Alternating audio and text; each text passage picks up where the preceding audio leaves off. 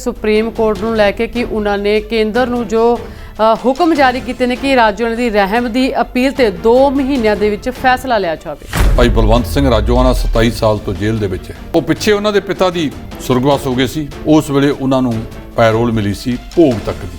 ਉਹ ਲਗਾਤਾਰ ਕੇਂਦਰੀ ਜੇਲ੍ਹ ਦੇ ਵਿੱਚ ਹੈ। ਹੁਣ ਜੇ ਸੁਪਰੀਮ ਕੋਰਟ ਨੇ ਕੇਂਦਰ ਸਰਕਾਰ ਨੂੰ ਕਿਹਾ ਕਿ ਤੁਸੀਂ 2 ਮਹੀਨਿਆਂ ਦੇ ਵਿੱਚ ਇਹਦੇ ਤੇ ਫੈਸਲਾ ਕਰੋ, ਕੇਂਦਰ ਸਰਕਾਰ ਖਾਸ ਕਰ ਗ੍ਰਹਿ ਮੰਤਰੀ ਅਮਿਤ ਸ਼ਾਹ ਸਾਹਿਬ ਇਹਦੇ ਤੇ ਫੈਸਲਾ ਲੈਣਗੇ, ਕਿਉਂਕਿ ਬਹੁਤ ਸਾਰੀਆਂ ਸਿੱਖ ਜਥੇਬੰਦੀਆਂ ਦਿੱਲੀ ਵਾਲੇ ਵੀ ਢੀਂਡਸਾ ਸਾਹਿਬ ਤੇ ਹੋਰ ਇਹ ਕਹਿ ਚੁੱਕੇ ਨੇ ਕਿ ਬੰਦੀ ਸਿੱਖਾਂ ਤੇ ਜਿਨ੍ਹਾਂ ਸਿੱਖਾਂ ਦੀ ਬਹੁਤ ਲੰਬਾ ਸਮੇਂ ਤੋਂ ਜੇਲ੍ਹਾਂ ਦੇ ਵਿੱਚ ਉਹ ਬੈਠੇ ਨੇ, ਪੰਜਾਬ ਤੋਂ ਬਾਹਰ ਵੀ ਬੈਠੇ ਨੇ, ਉਹਨਾਂ ਸਾਰਿਆਂ ਨੂੰ ਰਿਹਾ ਕਰ ਦੇਣਾ ਚਾਹੀਦਾ। ਮਾਨਯੋਗ ਸੁਪਰੀਮ ਕੋਰਟ ਨੇ ਇਹ ਹੁਣ ਗੇਂਦ ਜਿਹੜੀ ਹੈ ਉਹ ਕੇਂਦਰੀ ਗ੍ਰਹਿ ਮੰਤਰਾਲੇ ਦੇ ਪਾਲੇ 'ਚ ਭੇਜ ਦਿੱਤੀ। ਗੱਲ ਕੀਤੀ ਜਾਵੇ ਹਰੀਸ਼ ਚੌਧਰੀ ਦੀ ਤਾਂ ਉਹਨਾਂ ਦੇ ਵੱਲੋਂ ਹਾਈ ਕਮਾਂਡ ਨੂੰ ਚਿੱਠੀ ਲਿਖੀ ਗਈ ਹੈ। ਇਹ ਚਿੱਠੀ ਉਹਨਾਂ ਨੇ ਪ੍ਰਧਾਨ ਰਾਜਾ ਵੜਿੰਗ ਦੀ ਸਿਫਾਰਿਸ਼ ਤੇ ਲਿਖਿਆ, ਜੋ ਕਿ ਨਵਜੋਤ ਸਿੰਘ ਸਿੱਧੂ ਦੇ ਲਈ ਲਿਖੀ ਗਈ ਹੈ। ਇਹਦੇ ਬਾਰੇ ਕਿਸੇ ਵੱਡੇ ਆਗੂ ਨੇ ਪੁਸ਼ਟੀ ਤਾਂ ਨਹੀਂ ਕੀਤੀ, ਪਰ ਸੂਤਰਾਂ ਦੇ ਹਵਾਲੇ ਨਾਲੇ ਵਾਇਰਲ ਬਹੁਤ ਹੋ ਰਹੀ ਹੈ। ਨਵਜੋਤ ਸਿੰਘ ਸਿੱਧੂ ਜਿਸ ਤਰ੍ਹਾਂ ਦੀਆਂ ਗਤੀਵਿਧੀਆਂ ਇੱਥੇ ਕਰ ਰਿਹਾ ਹੈ ਉਹ ਕਾਂਗਰਸ ਪਾਰਟੀ ਦੇ ਅਨੁਕੂਲ ਨਹੀਂ। ਕਾਂਗਰਸ ਪਾਰਟੀ ਨੇ ਆਪਣਾ ਢਾਂਚਾ ਪਰੇ ਕਰਕੇ ਨਵਜੋਤ ਸਿੰਘ ਸਿੱਧੂ ਨੂੰ ਪ੍ਰਧਾਨ ਬਣਾਇਆ ਤੇ ਸੁਨੀਲ ਕੁਮਾਰ ਜਾਖੜ ਨੂੰ ਪ੍ਰਧਾਨਗੀ ਪਦ ਤੋਂ ਵਿਦਾ ਕੀਤਾ। ਪਰ ਬਾਰੇ ਜਾਈਏ ਸੁਨੀਲ ਜਾਖੜ ਦੇ, ਉਹ ਮੰਚ ਤੇ ਵੀ ਬੈਠਿਆ, ਭਾਸ਼ਣ ਵੀ ਦਿੱਤਾ ਤੇ ਨਵਜੋਤ ਸਿੰਘ ਸਿੱਧੂ ਨੂੰ ਕੁਝ ਠੰਮੇ ਵਾਲੀ ਗੱਲ ਚਾਹੀਦੀ ਹੈ। ਬਹੁਤ ਆਏ ਬਹੁਤ ਚਲੇ ਗਏ, ਲੇਕਿਨ ਜੀਵਤ ਬੰਦਾ ਉਹ ਹੈ ਜਿਹੜਾ ਪੈਰ ਜ਼ਮੀਨ ਤੇ ਟਿਕਾ ਕੇ ਤੁਰਦਾ ਹੈ। ਜੀ ਤੁਸੀਂ ਲੱਖ ਇਮਾਨਦਾਰ ਹੋਵੋ, ਤੁਸੀਂ ਲੱਖ ਮਾਡਲ ਦੇਣ ਵਾਲੇ ਹੋਵੋ, ਪਰ ਜਦੋਂ ਤੱਕ ਦੂਜਿਆਂ ਨੂੰ ਨਾਲ ਲੈ ਕੇ ਨਹੀਂ ਚੱਲੋਗੇ ਉਹ ਇੱਕ ਚੰਗੇ ਲੀਡਰ ਦੀ ਨਿਸ਼ਾਨੀ ਨਹੀਂ ਹੁੰਦੀ। ਪ੍ਰਸ਼ਾਂਤ ਕਿਸ਼ੋਰ ਬਣਾਉਣ ਲੱਗਿਆ ਪਾਰਟੀ। ਜੇ ਤੁਹਾਨੂੰ ਲੱਗਦਾ ਕਿ ਤੁਹਾਡਾ ਮਾਡਲ ਕਾਮਯਾਬ ਹੋ ਸਕਦਾ ਹੈ, ਮੈਂ ਪਿਛਲੇ ਦਿਨਾਂ ਤੋਂ ਵੀ ਕਿਹਾ ਕਿ ਜੇ ਤੁਸੀਂ ਇਹਨਾਂ ਸਾਰਿਆਂ ਨਾਲ ਨਹੀਂ ਚੱਲ ਰਹੇ ਤਾਂ ਵੱਖਰਾ ਮੰਚ ਬਣਾ ਕੇ ਆਪਣੇ ਵਰਗਿਆਂ ਨੂੰ ਸੱਦਾ ਦਿਓ। ਇਹ 2024 ਜਾਂ 27 ਚ ਕੋਈ ਬੜਾ ਫਰਕ ਨਹੀਂ। ਜੇ ਪੰਜਾਬ ਦੇ ਲੋਕ ਚਾਹਣਗੇ ਤਾਂ ਤੁਹਾਡੇ ਤੇ ਤਾਜ ਟਿਕਾ ਦੇਣਗੇ। ਜੀ ਉੱਥੇ ਆਪ ਸਰਕਾਰ ਵੀ ਇੱਕ ਵੱਡੀ ਪਹਿਲ ਕਦਮੀ ਕਰਨ ਦੀ ਗੱਲ ਕਰ ਰਹੀ ਹੈ ਕਿ ਹੁਣ ਪੰਜਾਬ ਦੇ ਲੋਕ ਖੁਦ ਬਣਾਉਣਗੇ ਸਰਕਾਰ ਦਾ ਬਜਟ ਤੇ ਵਿੱਤ ਮੰਤਰੀ ਹਰਪਾਲ ਚੀਮਾ ਦੇ ਵੱਲੋਂ ਪੋਰਟਲ ਲਾਂਚ ਵੀ ਕਰ ਦਿੱਤਾ ਗਿਆ। ਜਿੰਨਾ ਮਰਜ਼ੀ ਕਰ ਦਿਓ। ਪਹਿਲਾਂ ਤੁਸੀਂ ਕੀਤਾ ਸੀ ਕਿ ਭ੍ਰਿਸ਼ਟਾਚਾਰੀ ਦੇ ਉੱਤੇ ਨੱਥ ਪਾਉਣ ਲਈ ਆ ਨੰਬਰ ਜਾਰੀ ਕਰਤਾ, ਉਹ ਦੱਸ ਦਿਓ ਵੀ ਉਹਦੇ ਵਿੱਚ ਕਿੰਨੀਆਂ ਆਈਆਂ ਹੁਣ ਤੱਕ ਤੇ ਕਿੰਨੀਆਂ ਨਿਪਟਾਰਾ ਕਰਤੀਆਂ ਨੇ। ਇਹ ਕਹਿ ਦੇਣਾ ਕਿ ਲੋਕ ਬਣਾਉਣਗੇ। ਜੇ ਲੋਕਾਂ ਦੀ ਗੱਲ ਹੀ ਤੁਸੀਂ ਮੰਨਿਆ ਪਰ ਸਰਕਾਰ ਵੀ ਲੋਕ ਚਲਾ ਲੈਣਗੇ।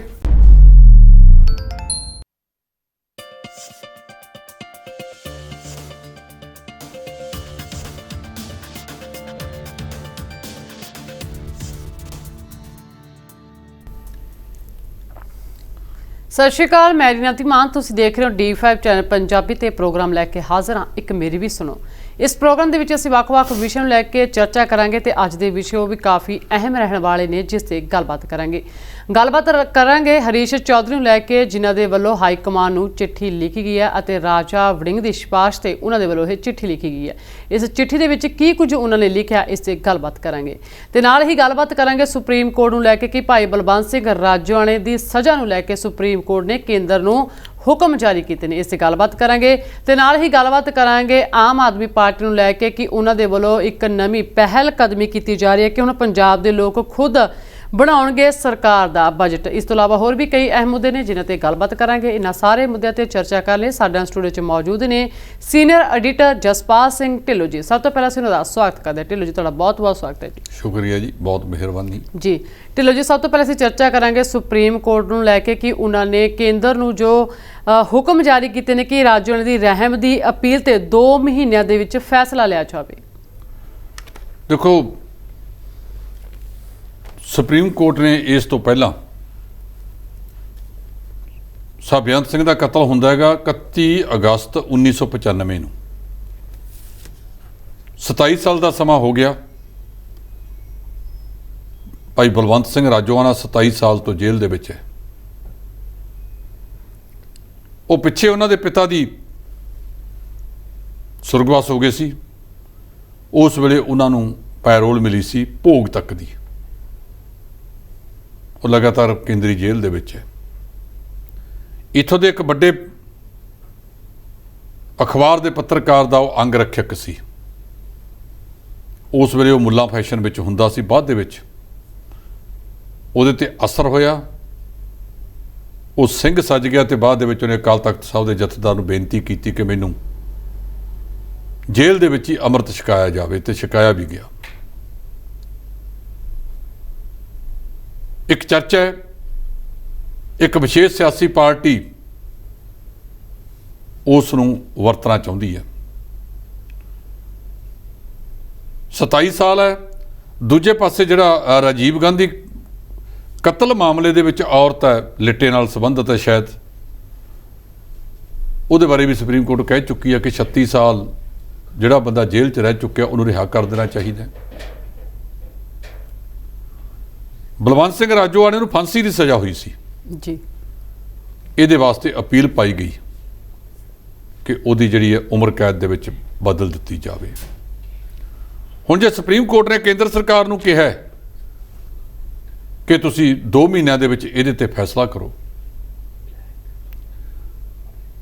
ਨਵੰਬਰ 19 ਦੇ ਵਿੱਚ ਜਦੋਂ ਗੁਰੂ ਨਾਨਕ ਦੇਵ ਜੀ ਦਾ 550ਵਾਂ ਅਸੀਂ ਪ੍ਰਕਾਸ਼ ਦਿਹਾੜਾ ਮਨਾਇਆ, ਉਸ ਵੇਲੇ ਇੱਥੇ ਪ੍ਰਧਾਨ ਮੰਤਰੀ ਸਾਹਿਬ ਆਏ ਸੀ। ਉਹਨਾਂ ਨੇ ਕਿਹਾ ਸੀ ਕਿ ਬੰਦੀ ਸਿੱਖਾਂ ਦੀ ਰਿਹਾਈ ਕੀਤੀ ਜਾਵੇਗੀ। ਇਸ ਤੋਂ ਇਲਾਵਾ ਕੁਝ ਹੋਰ ਸਿੱਖ ਜਿਹੜੇ ਬਹੁਤ ਲੰਬੇ ਸਮੇਂ ਤੋਂ ਜੇਲ੍ਹਾਂ 'ਚ ਬੈਠੇ ਨੇ, ਇਹ ਜਿਹੜੇ ਸਿਆਸੀ ਆਗੂ ਹੁੰਦੇ ਆ ਨਾ, ਇਹ ਦੋ ਧਾਰੀ ਤਲਵਾਰਾਂ ਨੇ, ਕਿਸੇ ਪਾਸੋਂ ਵੀ ਚਲਾਉਣ ਇਹਦਾ ਨੁਕਸਾਨ ਹੁੰਦਾ। ਸਟੇਜਾਂ ਤੇ ਕੁਝ ਕਹਿੰਦੇ ਨੇ, ਇਹਨਾਂ ਦੇ ਦਿਲਾਂ ਦੇ ਵਿੱਚ ਕੁਝ ਹੈ। ਹੁਣ ਕੇਂਦਰ ਸਰਕਾਰ, ਖਾਸ ਕਰ ਗ੍ਰਹਿ ਮੰਤਰੀ ਅਮਿਤ ਸ਼ਾਹ ਸਾਹਿਬ ਇਹਦੇ ਤੇ ਫੈਸਲਾ ਲੈਣਗੇ, ਕਿਉਂਕਿ ਬਹੁਤ ਸਾਰੀਆਂ ਸਿੱਖ ਜਥੇਬੰਦੀਆਂ, ਦਿੱਲੀ ਵਾਲੇ ਵੀ, ਢੀਂਡਸਾ ਸਾਹਿਬ ਤੇ ਹੋਰ, ਇਹ ਕਹਿ ਚੁੱਕੇ ਨੇ ਕਿ ਬੰਦੀ ਸਿੱਖਾਂ ਤੇ ਜਿਨ੍ਹਾਂ ਸਿੱਖਾਂ ਦੀ ਬਹੁਤ ਲੰਬਾ ਸਮੇਂ ਤੋਂ ਜੇਲ੍ਹਾਂ ਦੇ ਵਿੱਚ ਉਹ ਬੈਠੇ ਨੇ, ਪੰਜਾਬ ਤੋਂ ਬਾਹਰ ਵੀ ਬੈਠੇ ਨੇ, ਉਹਨਾਂ ਸਾਰਿਆਂ ਨੂੰ ਰਿਹਾ ਕਰ ਦੇਣਾ ਚਾਹੀਦਾ। ਜੇ ਲਿੱਟੇ ਵਾਲੇ ਮਾਮਲੇ ਦੇ ਵਿੱਚ ਕਿਹਾ, ਗਾਂਧੀ ਪਰਿਵਾਰ ਨੇ ਵੱਡਾ ਦਿਲ ਦਿਖਾਇਆ ਕਿ ਜੇ ਉਸ ਔਰਤ ਨੂੰ ਰਿਹਾ ਕਰ ਦਿੱਤਾ ਜਾਂਦਾ ਸਾਨੂੰ ਕੋਈ ਇਤਰਾਜ਼ ਨਹੀਂ। ਇੱਥੇ ਕਈ ਹੋਰ ਬੜੇ ਇਤਰਾਜ਼ ਕਰੀ ਜਾਂਦੇ, ਕਈ ਪ੍ਰੋਫੈਸਰ ਭੁੱਲਰ ਤੇ ਕਰੀ ਜਾਂਦੇ ਆ। ਮੇਰਾ ਖਿਆਲ ਜਿੰਨੀਆਂ ਉਹਨਾਂ ਦਾ ਜੀਵਨ, ਉਹਨਾਂ ਤੋਂ ਗਲਤੀਆਂ ਹੋਈਆਂ ਹੋਣਗੀਆਂ, ਤਾਂ ਆਪਣੀ ਜ਼ਿੰਦਗੀ ਦਾ ਕੀਮਤੀ ਸਫ਼ਰ ਤਾਂ ਉਹ ਜੇਲ੍ਹਾਂ 'ਚ ਬਿਤਾ ਗਏ। ਕਈ ਮਾਨਸਿਕ ਤੌਰ ਤੇ ਵੀ ਰੋਗੀ ਹੋਏ ਨੇ। ਇਹਦੇ ਬਾਰੇ ਗ੍ਰਹਿ ਮੰਤਰਾਲੇ ਨੂੰ ਇਕੱਲੇ ਰਾਜੋਆਣੇ ਪ੍ਰਤੀ ਨਹੀਂ, ਬਾਕੀਆਂ ਪ੍ਰਤੀ ਵੀ ਹਮਦਰਦੀ ਵਾਲਾ ਮਾਹੌਲ ਬਣਾ ਕੇ, ਵੱਖ-ਵੱਖ ਧਿਰਾਂ ਨੂੰ ਨਾਲ ਲੈ ਕੇ, ਉਹਨਾਂ ਦੀ ਰਾਏ ਲੈ ਕੇ ਇਹਦੇ ਤੇ ਕੋਈ ਨਾ ਕੋਈ ਫੈਸਲਾ ਕਰਨਾ ਚਾਹੀਦਾ। ਮਾਨਯੋਗ ਸੁਪਰੀਮ ਕੋਰਟ ਨੇ ਇਹ ਹੁਣ ਗੇਂਦ ਜਿਹੜੀ ਹੈ ਉਹ ਕੇਂਦਰੀ ਗ੍ਰਹਿ ਮੰਤਰਾਲੇ ਦੇ ਪਾਲੇ 'ਚ ਭੇਜ ਦਿੱਤੀ ਹੈ। ਜੀ, ਗੱਲ ਕੀਤੀ ਜਾਵੇ ਹਰੀਸ਼ ਚੌਧਰੀ ਦੀ, ਤਾਂ ਉਹਨਾਂ ਦੇ ਵੱਲੋਂ ਹਾਈ ਕਮਾਂਡ ਨੂੰ ਚਿੱਠੀ ਲਿਖੀ ਗਈ ਹੈ। ਇਹ ਚਿੱਠੀ ਉਹਨਾਂ ਨੇ ਪ੍ਰਧਾਨ ਰਾਜਾ ਵੜਿੰਗ ਦੀ ਸਿਫਾਰਿਸ਼ ਤੇ ਲਿਖਿਆ, ਜੋ ਕਿ ਨਵਜੋਤ ਸਿੰਘ ਸਿੱਧੂ ਦੇ ਲਈ ਲਿਖੀ ਗਈ ਹੈ। ਇਹ ਚਰਚਾ ਦੇ ਵਿੱਚ ਬਹੁਤ ਚੱਲ ਰਹੀ ਹੈ। ਬਿਲਕੁਲ ਜੀ। ਇਹਦੇ ਬਾਰੇ ਕਿਸੇ ਵੱਡੇ ਆਗੂ ਨੇ ਪੁਸ਼ਟੀ ਤਾਂ ਨਹੀਂ ਕੀਤੀ, ਪਰ ਸੂਤਰਾਂ ਦੇ ਹਵਾਲੇ ਨਾਲੇ ਵਾਇਰਲ ਬਹੁਤ ਹੋ ਰਹੀ ਹੈ। ਕਿਹਾ ਜਾ ਰਿਹਾ ਕਿ ਨਵਜੋਤ ਸਿੰਘ ਸਿੱਧੂ ਜਿਸ ਤਰ੍ਹਾਂ ਦੀਆਂ ਗਤੀਵਿਧੀਆਂ ਇੱਥੇ ਕਰ ਰਿਹਾ ਹੈ, ਉਹ ਕਾਂਗਰਸ ਪਾਰਟੀ ਦੇ ਅਨੁਕੂਲ ਨਹੀਂ। ਕਾਂਗਰਸ ਪਾਰਟੀ ਨੇ ਆਪਣਾ ਢਾਂਚਾ ਪਰੇ ਕਰਕੇ ਨਵਜੋਤ ਸਿੰਘ ਸਿੱਧੂ ਨੂੰ ਪ੍ਰਧਾਨ ਬਣਾਇਆ ਤੇ ਸੁਨੀਲ ਕੁਮਾਰ ਜਾਖੜ ਨੂੰ ਪ੍ਰਧਾਨਗੀ ਪਦ ਤੋਂ ਵਿਦਾ ਕੀਤਾ। ਪਰ ਬਾਰੇ ਜਾਈਏ ਸੁਨੀਲ ਜਾਖੜ ਦੇ, ਉਹ ਮੰਚ ਤੇ ਵੀ ਬੈਠਿਆ, ਭਾਸ਼ਣ ਵੀ ਦਿੱਤਾ, ਤੇ ਨਵਜੋਤ ਸਿੰਘ ਸਿੱਧੂ ਨੂੰ ਕੁਝ ਠਰਮੇ ਵਾਲੀ ਗੱਲ ਚਾਹੀਦੀ ਹੈ। ਕਹਿੰਦਾ ਹੈ ਕਿ ਮੇਰੀ ਸਭ ਤੋਂ ਵੱਧ, ਮੈਂ ਪ੍ਰਿੰਕਾ ਜੀ ਦਾ ਸਿਪਾਹੀ ਹਾਂ, ਮੈਂ ਰਾਹੁਲ ਜੀ ਦਾ ਸਿਪਾਹੀ ਹਾਂ, ਮੈਂ ਬੀਬੀ ਸੋਨੀਆ ਗਾਂਧੀ ਦਾ ਸਿਪਾਹੀ ਹਾਂ। ਜਿਸ ਵੇਲੇ ਅਹੁਦਾ ਸੰਭਾਲਣਾ ਸੀ, ਜਿਹੜੇ ਇਹਦੇ ਨਾਲ ਹੋਰ ਕਾਰਜਕਾਰੀ ਪ੍ਰਧਾਨ ਬਣਾਏ ਗਏ, ਜਿਹਦੇ ਵਿੱਚੋਂ ਨਾਗਰਾ ਸਾਹਿਬ ਇੱਕ, ਜਿਨ੍ਹਾਂ ਨੂੰ ਜੰਗਲਾਤ ਮੰਤਰੀ ਬਣਾ ਦਿੱਤਾ ਗਿਆ ਸੀ, ਕੁਝ ਹੋਰ, ਉਹਨਾਂ ਨੂੰ ਕਿਹਾ ਗਿਆ, ਉਹ ਇਕੱਠੇ ਹੋ ਕੇ ਕੈਪਟਨ ਅਮਰਿੰਦਰ ਸਿੰਘ ਦੇ ਸੀਸਵਾ ਫਾਰਮ ਤੇ ਗਏ ਕਿ ਕਪਤਾਨ ਸਾਹਿਬ ਤੁਸੀਂ ਇਹਦੇ ਅਹੁਦਾ ਸੰਭਾਲਣ ਸਮਾਗਮ ਦੇ ਵਿੱਚ ਆਇਓ ਜ਼ਰੂਰ। ਇਹ ਸ਼੍ਰੀਮਾਨ ਜੀ ਪਹਿਲਾਂ ਤਾਂ ਪੰਜਾਬ ਭਵਨ ਦੇ ਵਿੱਚ ਜਦੋਂ ਕੈਪਟਨ ਅਮਰਿੰਦਰ ਸਿੰਘ ਪਹੁੰਚੇ ਉਹਨਾਂ ਦੇ ਕੋਲ ਹੀ ਨਹੀਂ ਗਏ। ਉੱਥੋਂ ਬਾਹਰ ਆ ਗਿਆ, ਮੈਂ ਕਿਤੇ ਹੋਰ ਜਾਣਾ ਹੈ।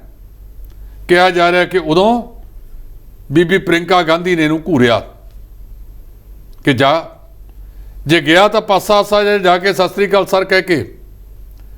ਫਿਰ ਜਿਹੜਾ ਇਹਨੇ ਭਾਸ਼ਣ ਦਿੱਤਾ ਪੰਜਾਬ ਕਾਂਗਰਸ ਭਵਨ ਦੇ ਚੰਡੀਗੜ੍ਹ ਦੇ ਵਿੱਚ, ਉਹਦੇ ਵਿੱਚ ਕੈਪਟਨ ਸਾਹਿਬ ਦਾ ਨਾਂ ਵੀ ਨਹੀਂ ਲਿਆ। ਇੱਕ ਵਾਰ ਸੀਐਮ ਸਾਹਿਬ ਜ਼ਰੂਰ ਕਿਹਾ ਹੈ। ਤੇ ਕੈਪਟਨ ਅਮਰਿੰਦਰ ਸਿੰਘ ਜਦੋਂ ਭਾਸ਼ਣ ਦੇਣ ਲੱਗੇ, ਉਹਨਾਂ ਨੇ ਕਿਹਾ ਕਿ ਸਾਡੇ ਪਰਿਵਾਰ ਦਾ, ਮੇਰੇ ਮਾਤਾ ਜੀ ਦਾ ਖਾਸ ਕਰ ਤੇ ਇਹਦੇ ਪਿਤਾ ਜੀ ਨਾਲ ਬਹੁਤ ਚੰਗਾ ਸੰਬੰਧ ਸੀ। ਔਰ ਜਿਵੇਂ ਬੈਟਿੰਗ ਕਰਕੇ ਨਵਜੋਤ ਸਿੰਘ ਸਿੱਧੂ ਨੇ ਉੱਥੇ ਭਾਸ਼ਣ ਦਿੱਤਾ, ਜਦੋਂ ਇਹਨਾਂ ਨੇ ਦਰਬਾਰ ਸਾਹਿਬ ਮੱਥਾ ਟੇਕਣ ਜਾਣਾ ਸੀ, ਕਿੰਨੇ ਕਾਂਗਰਸੀ ਵਿਧਾਇਕ ਇਹਦੇ ਨਾਲ ਸੀ, ਪਰ ਇਹ ਕਾਂਗਰਸੀਆਂ ਨੇ ਆਪਦੀ ਕੜੀ ਘੋਲਣੀ ਛੱਡੀ ਨਹੀਂ। ਜਿਹੜੇ ਬੰਦੇ ਰੋ ਪਿੱਟ ਕੇ ਘੋੜੀਆਂ ਤੇ ਚੜ੍ਹਦੇ ਆ, ਫਿਰ ਉਹ ਚੰਗੇ ਡੋਲੇ ਨਹੀਂ ਲਿਆਇਆ ਕਰਦੇ। ਇਹਨਾਂ ਨੇ ਵੀ ਉਹੀ ਕੀਤਾ। ਫਿਰ ਆ ਗਿਆ ਕਿ ਮੁੱਖ ਮੰਤਰੀ ਬਦਲਤਾ, ਕੈਪਟਨ ਅਮਰਿੰਦਰ ਸਿੰਘ ਨੇ ਅਸਤੀਫਾ ਦੇਤਾ ਕਿਉਂਕਿ ਇਕੱਠੇ ਨਹੀਂ ਚੱਲ ਸਕਦੇ। ਪਹਿਲਾਂ ਇਹਨੂੰ ਪ੍ਰਧਾਨ ਬਣਾਤਾ, ਫਿਰ ਇਹ ਮੁੱਖ ਮੰਤਰੀ ਦਾ ਤਾਜ ਵੀ ਆਪਣੇ ਸਿਰ ਤੇ ਰੱਖਣ ਨੂੰ ਸੀ। ਜੇ ਤੁਸੀਂ ਮੁੱਖ ਮੰਤਰੀ ਬਣਨਾ ਤਾਂ 59 ਬੰਦੇ ਤਾਂ ਨਾਲ ਲੈ ਕੇ ਚੱਲਣੇ ਪੈਣਗੇ। ਜਦੋਂ ਮੁੱਖ ਮੰਤਰੀ ਲਈ ਗੱਲਬਾਤ ਚੱਲੀ ਤਾਂ ਸਭ ਤੋਂ ਵੱਡਾ ਨਾਂ ਉੱਭਰ ਕੇ ਸਾਹਮਣੇ ਆਇਆ ਮਾਝੇ ਦੇ ਵਿੱਚੋਂ ਸੁਖਜਿੰਦਰ ਸਿੰਘ ਰੰਧਾਵਾ ਦਾ। ਇਹਨੇ ਟਿੰਡ ਚ ਕਾਨਾ ਪਾਤਾ ਕਿ ਰੰਧਾਵਾ ਸਾਹਿਬ ਨੂੰ, ਰੰਧਾਵਾ ਸਾਹਿਬ ਦੇ ਘਰ ਲੱਡੂ ਬਣ ਕੇ ਆ ਗਏ। ਫਿਰ ਗੱਲ ਚੱਲੀ ਕਿ ਸੁਨੀਲ ਜਾਖੜ ਨੂੰ ਬਣਾ ਦਿੱਤਾ ਜਾਵੇ। 42 ਬੰਦੇ ਸੀ ਉਹਦੇ ਨਾਲ, ਜੋ ਉਹ ਦਾਅਵਾ ਕਰਦਾ ਹੈ। 18 ਸੁਖਜਿੰਦਰ ਸਿੰਘ ਰੰਧਾਵੇ ਨਾਲ, ਤੇ ਬੀਬੀ ਪ੍ਰਨੀਤ ਕੌਰ ਬਾਰੇ ਵੀ ਗੱਲ ਚੱਲੀ ਵੀ ਇਹਨਾਂ ਨੂੰ ਬਣਾ ਲਓ। 42 ਬੰਦੇ ਨਾ 12 ਬੰਦੇ, ਤੇ ਇਸ ਨਵਜੋਤ ਸਿੱਧੂ ਨਾਲ 5 ਬੰਦੇ ਰਹਿ ਗਏ MLA। ਜਦੋਂ ਦਰਬਾਰ ਸਾਹਿਬ ਮੱਥਾ ਟੇਕਣ ਜਾਂਦੇ ਆ ਪ੍ਰਧਾਨ ਬਣਨ ਤੋਂ, ਤਾਂ 65 ਦੇ ਲਗਭਗ MLA ਸੀ। ਇਹ ਥੋੜੇ ਦਿਨਾਂ ਦੇ ਵਿੱਚ ਕਿਹੜੀ ਬਿੱਲੀ ਰਾਹ ਕੱਟ ਗਈ ਕਿ ਇਹਦੇ ਨਾਲ ਬੰਦੇ 5 ਹੀ ਰਹਿ ਗਏ। ਇਹ 'ਚ ਕੋਈ ਸ਼ੱਕ ਨਹੀਂ ਜੀ, ਇਮਾਨਦਾਰ ਹੈ। ਜੇ ਇਮਾਨਦਾਰੀ ਪੱਲੇ ਨਾ ਹੁੰਦੀ ਤਾਂ ਕੈਪਟਨ ਅਮਰਿੰਦਰ ਸਿੰਘ ਜਾਂ ਨਰਿੰਦਰ ਮੋਦੀ, ਅਮਿਤ ਸ਼ਾਹ, ਇਹਨਾਂ ਨੇ ਹੁਣ ਤੱਕ ਲੱਕੋ ਲੈ ਲੈਣਾ ਸੀ। ਕਾਂਗਰਸ ਹਾਈ ਕਮਾਨ ਹੈ, ਪਤਾ ਨਹੀਂ ਲੋਹ ਕਮਾਨ ਹੈ। ਜਿਸ ਤਰ੍ਹਾਂ ਦੇ ਉਹ ਕੰਮ ਕਰਦੀ ਹੈ, 5 ਰਾਜਾਂ ਦੇ ਵਿੱਚ ਚੋਣਾਂ ਹੋਈਆਂ, ਤੁਹਾਡੇ ਕੋਲ ਇੱਕ ਰਾਜ ਵੀ ਨਾ ਆਵੇ। ਜੇ ਤੁਸੀਂ ਪੰਜਾਬ ਦੇ ਕਾਂਗਰਸੀਆਂ ਨੂੰ ਆਪਦੇ ਕੋਲ ਬੁਲਾ ਕੇ ਇਹਨਾਂ ਨੂੰ ਕੋਈ ਮਾੜਾ ਮੋਟਾ ਸਬਕ ਸਿਖਾਇਆ ਹੁੰਦਾ ਤਾਂ ਪੰਜਾਬ ਦੇ ਵਿੱਚ ਅੱਜ ਤੁਹਾਡੀ ਆਹ ਸਥਿਤੀ ਨਾ ਹੁੰਦੀ। ਦੂਜਿਆਂ ਨੂੰ ਕੀ ਕਹਿਣਾ? ਮੁੱਖ ਮੰਤਰੀ ਦਾ ਆਪਦਾ ਭਰਾ ਜਾ ਕੇ ਆਜ਼ਾਦ ਤੌਰ ਤੇ ਖੜ ਗਿਆ ਤੇ ਇਹਨਾਂ ਦੇ ਡਿਪਟੀ ਸਪੀਕਰ ਦੀ ਧਰਮ ਪਤਨੀ ਮੁੱਖ ਮੰਤਰੀ ਦੇ ਖਿਲਾਫ ਭਦੌੜ ਤੋਂ ਜਾ ਖੜੀ ਹੋਈ।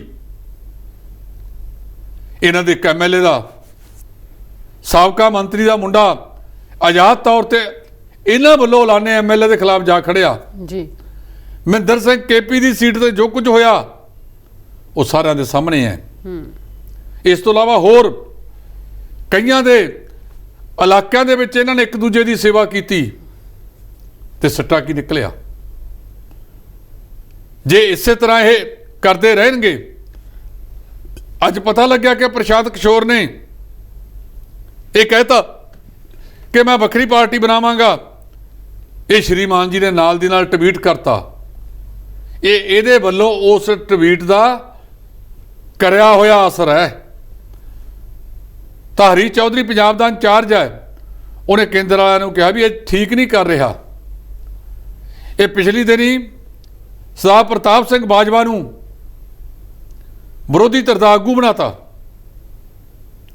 ਡਾਕਟਰ ਰਾਜਕੁਮਾਰ ਚੱਬੇਵਾਲ ਨੂੰ ਡਿਪਟੀ ਆਗੂ ਬਣਾਤਾ, ਰਾਜਾ ਵੜਿੰਗ ਨੂੰ ਪ੍ਰਧਾਨ ਤੇ ਭਾਰਤ ਭੂਸ਼ਣ ਆਸ਼ੂ ਨੂੰ ਕਾਰਜਕਾਰੀ ਪ੍ਰਧਾਨ। ਇਹਨਾਂ ਨੂੰ ਤੰਜ ਕੱਸਿਆ ਮੁੱਖ ਮੰਤਰੀ ਭਗਵੰਤ ਸਿੰਘ ਮਾਨ ਨੇ ਇਹਦੇ ਤੇ। ਕਹਿੰਦਾ ਮਿਸਟਰ ਸਿੱਧੂ, ਜੇ ਤੂੰ ਵਿਧਾਇਕ ਹੁੰਦਾ ਤਾਂ ਆਪਾਂ ਵਿਧਾਨ ਸਭਾ 'ਚ ਬਹਿ ਕੇ ਗੱਲ ਕਰ ਲੈਂਦੇ ਜੀ। ਜੇ ਤੂੰ ਪਾਰਟੀ ਦਾ ਪ੍ਰਧਾਨ ਰਿਹਾ ਹੁੰਦਾ ਆਪਾਂ ਸਰ ਪਾਰਟੀ ਮੀਟਿੰਗ ਬੁਲਾ ਕੇ ਉਸ ਮੰਚ ਤੇ ਗੱਲ ਕਰ ਲੈਂਦੇ। ਹੁਣ ਮੈਨੂੰ ਤੂੰ ਇਹ ਦੱਸ ਵੀ ਤੇਰੇ ਨਾਲ ਕਿਹੜੇ ਮੰਚ ਤੇ ਗੱਲ ਕੀਤੀ ਜਾਵੇ? ਨਾ ਤੂੰ ਪ੍ਰਧਾਨ ਆ, ਨਾ ਤੂੰ ਐਮਐਲਏ ਆ।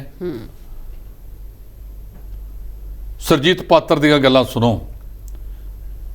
ਕਹਿੰਦਾ ਇੰਨਾ ਕੁ ਵੀ ਨਾ ਸੱਚ ਬੋਲ ਕੇ ਇਕੱਲਾ ਰਹਿ ਜਾਵੇਂ, 4 ਕੁ ਬੰਦੇ ਰੱਖ ਲੈ ਮੋਢਾ ਤੇ। ਤੇ ਜੇ ਲੀਡਰਸ਼ਿਪ ਦੀ ਭਾਵਨਾ 2 ਕਿਸਮ ਦੀ ਹੁੰਦੀ ਹੈ। ਪਹਿਲਾ ਇਹ ਤੁਹਾਡੇ 'ਚ ਸਮਰੱਥਾ ਹੋਵੇ, ਤੁਸੀਂ ਦੂਜੇ ਨੂੰ ਉਹਦੇ ਪਿੱਛੇ ਲਾ ਲਓ ਜਾਂ ਉਹਨਾਂ ਦੇ ਪਿੱਛੇ ਲੱਗ ਜਾਵੋ। ਤੁਹਾਨੂੰ ਪ੍ਰਧਾਨ ਬਣਾਇਆ, ਤੁਸੀਂ ਉਹਨਾਂ ਦੇ ਨੂੰ ਪਿੱਛੇ ਲਾਉਣ 'ਚ ਨਾਕਾਮਯਾਬ ਰਹੇ ਤੇ ਦੇ ਦੋ ਉਹਨਾਂ ਨੂੰ ਹੁਣ ਅਹੁਦਾ ਦਿੱਤਾ ਗਿਆ, ਤੁਹਾਨੂੰ ਛੱਡ ਕੇ ਤੁਸੀਂ ਅਸਤੀਫਾ ਦਿੱਤਾ ਆਪਦਾ। ਇਹ 6 ਮਹੀਨਿਆਂ 'ਚ ਕਿਉਂ ਬਿੱਲੀ ਰਾਹ ਕੱਟ ਗਈ, ਤੁਹਾਨੂੰ ਅਸਤੀਫਾ ਦੇਣਾ ਪਿਆ? ਤੁਹਾਡੇ ਬਰਾਬਰ ਦੇ ਆਗੂ ਕਹਿੰਦੇ ਨੇ ਕਿ ਮੈਂ ਛੱਡੋ, ਮੈਂ ਦੀ ਥਾਂ ਤੇ ਅਸੀਂ। ਜੇ ਮੈਂ ਦਾ ਅਪਣਾਉਂਗੇ ਇਕੱਲੇ ਰਹਿ ਜਾਓਗੇ। ਇੱਥੇ ਬਹੁਤ ਆਏ ਬਹੁਤ ਚਲੇ ਗਏ, ਲੇਕਿਨ ਜੀਵਤ ਬੰਦਾ ਉਹ ਹੈ ਜਿਹੜਾ ਪੈਰ ਜ਼ਮੀਨ ਤੇ ਟਿਕਾ ਕੇ ਤੁਰਦਾ ਹੈ ਜੀ। ਤੁਸੀਂ ਲੱਖ ਇਮਾਨਦਾਰ ਹੋਵੋ, ਤੁਸੀਂ ਲੱਖ ਮਾਡਲ ਦੇਣ ਵਾਲੇ ਹੋਵੋ, ਪਰ ਜਦੋਂ ਤੱਕ ਦੂਜਿਆਂ ਨੂੰ ਨਾਲ ਲੈ ਕੇ ਨਹੀਂ ਚੱਲੋਗੇ ਉਹ ਇੱਕ ਚੰਗੇ ਲੀਡਰ ਦੀ ਨਿਸ਼ਾਨੀ ਨਹੀਂ ਹੁੰਦੀ। ਤੁਸੀਂ ਜਦੋਂ ਪ੍ਰਿੰਕਾ ਗਾਂਧੀ ਦੇ ਸਾਹਮਣੇ ਬੋਲਣ ਤੋਂ ਨਾ ਕਰਤੀ, ਉਹ ਪ੍ਰਿੰਕਾ ਗਾਂਧੀ ਜਿਹਨੂੰ ਤੁਸੀਂ ਆਪਣਾ ਗੌਡਫਾਦਰ ਕਹਿੰਦੇ ਹੋ,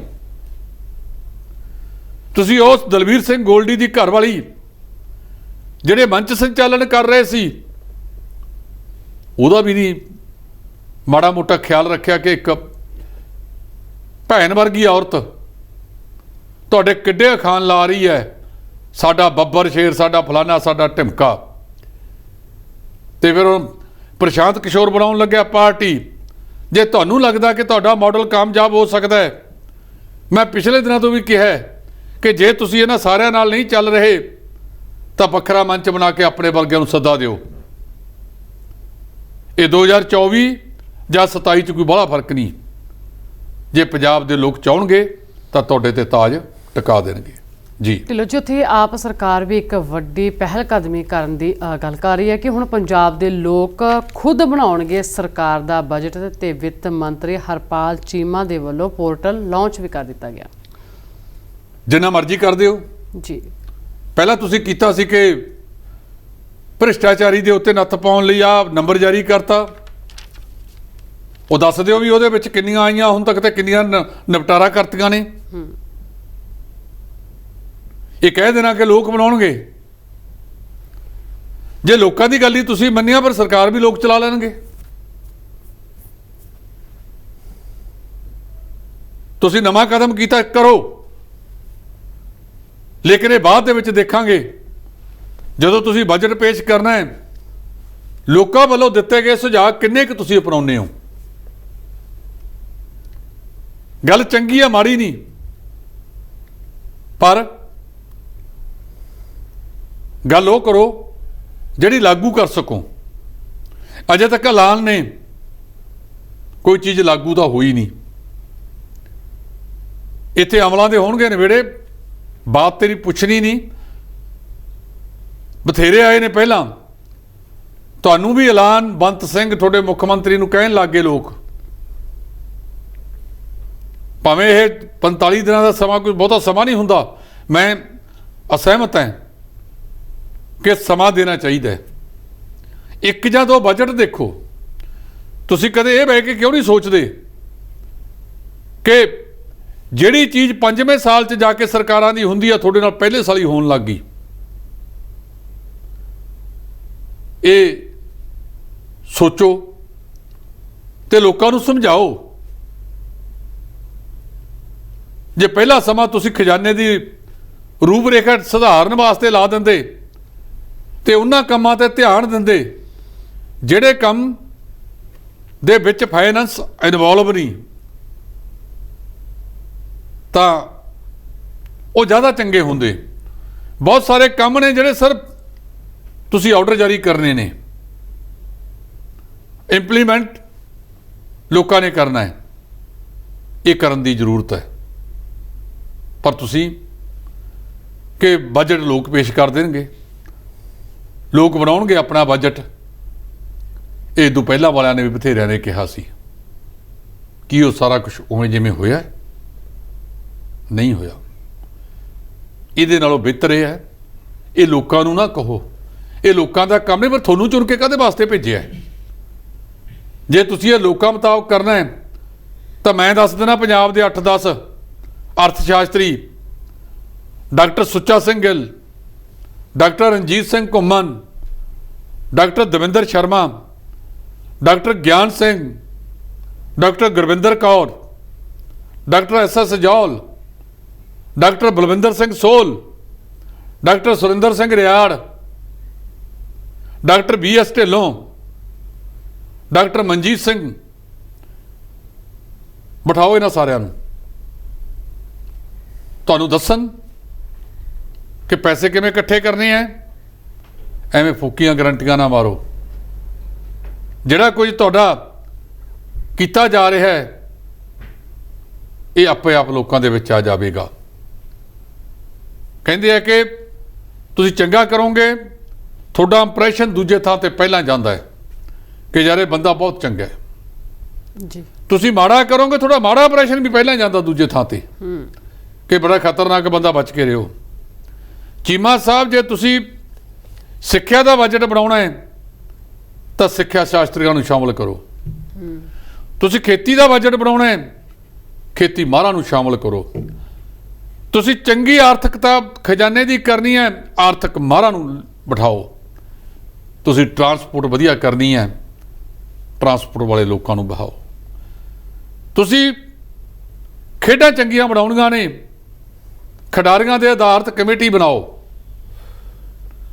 ਤੁਸੀਂ ਸਮਾਜ ਨੂੰ ਸੁਧਾਰਨਾ ਹੈ, ਸਮਾਜ ਸੇਵਕ ਜਥੇਬੰਦੀਆਂ ਨੂੰ ਮੈਂਬਰ ਬਣਾਓ। ਬਹੁਤ ਸਮਾਜ ਸੇਵੀ ਬੈਠੇ ਨੇ ਜਿਹੜੇ ਕਦੇ ਆਪਣਾ ਨਾਮ ਵੀ ਨਹੀਂ ਦਿੰਦੇ ਤੇ ਕੰਮ ਕਰੀ ਜਾਂਦੇ ਨੇ, ਉਹਨਾਂ ਨੂੰ ਬਿਠਾਓ।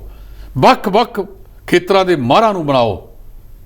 ਆਮ ਲੋਕਾਂ ਨੂੰ, ਤੁਹਾਨੂੰ ਖੇਤ ਮਜ਼ਦੂਰ, ਉਹਨਾਂ ਨੂੰ ਬਿਠਾਓ ਕਿ ਉਹਨਾਂ ਦੀ ਮਜ਼ਦੂਰੀ ਕਿੰਨੀ ਹੋਵੇ। ਇਹ ਸਾਰੀਆਂ ਚੀਜ਼ਾਂ ਉਸ ਖੇਤਰ 'ਚੋਂ ਬਣਾਓ ਜਿਹੜੇ ਉਸ ਨਾਲ ਸੰਬੰਧਿਤ ਨੇ। ਐਵੇਂ ਜਿਹੜੇ ਬੰਦੇ ਨੂੰ ਕੁਝ ਵਜਾਉਣਾ ਨਹੀਂ ਆਉਂਦਾ, ਕੁਝ ਲੈਣਾ ਨਹੀਂ, ਉਹਦਾ ਦੇਣਾ ਨਹੀਂ, ਤੁਸੀਂ ਉਹਨੂੰ ਕਹਿ ਦਿਓ ਤੈਨੂੰ ਬਣਾ ਰਹੇ ਹਾਂ ਅਸੀਂ। ਇਹ ਗੱਲਾਂ ਛੱਡ ਦਿਓ। ਇਹਦੀ ਥਾਂ ਤੇ ਵੱਖ-ਵੱਖ ਕਿਸਮ ਦੇ ਮਾਹਰਾਂ ਨੂੰ ਬਣਾਓ, ਚੰਗਾ ਹੋਵੇਗਾ ਜੀ। ਢਿੱਲੋਂ ਜੀ, ਤੁਸੀਂ ਬਹੁਤ ਵਧੀਆ ਗੱਲਾਂ ਦਰਸ਼ਕਾਂ ਨਾਲ ਸਾਂਝੇ ਕੀਤੀਆਂ, ਤੁਹਾਡਾ ਬਹੁਤ-ਬਹੁਤ ਸ਼ੁਕਰੀਆ ਜੀ। ਸ਼ੁਕਰੀਆ ਜੀ। ਇਹ ਸਨ ਜਸਪਾਲ ਸਿੰਘ ਢਿੱਲੋਂ ਜੀ, ਜਿਨ੍ਹਾਂ ਕਿ ਇਸ ਪੂਰੇ ਮੁੱਦੇ ਤੇ ਆਪਣੇ ਵਿਚਾਰ ਦਰਸ਼ਕਾਂ ਦੇ ਨਾਲ ਸਾਂਝੇ ਕੀਤੇ ਨੇ। ਸੋ ਅੱਜ ਦੇ ਪ੍ਰੋਗਰਾਮ ਦੇ ਵਿੱਚ ਇੰਨਾ ਹੀ। ਮੈਨੂੰ ਦਿਓ ਇਜਾਜ਼ਤ। ਧੰਨਵਾਦ।